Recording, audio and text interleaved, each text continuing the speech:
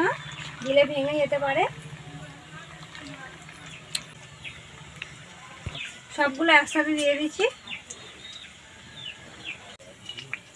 গায়ে গায়ে যাতে না লেগে যায় একটু ঘুরিয়ে দিচ্ছি।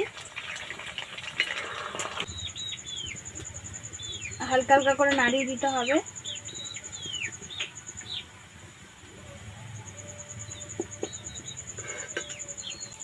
আর একটু এভাবে নাড়িয়ে দেবো।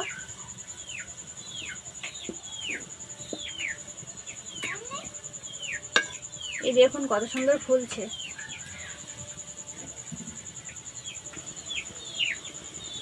গোলাপ জামুনটা ভাজা হয়ে গেছে, এই দেখুন নিয়েছি।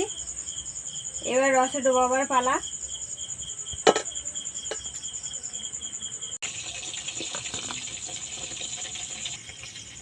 সব একসাথেই ভেজেছি, একসাথে দিয়ে ভিজিয়ে রেখে দেবো 1 ঘন্টা মতো।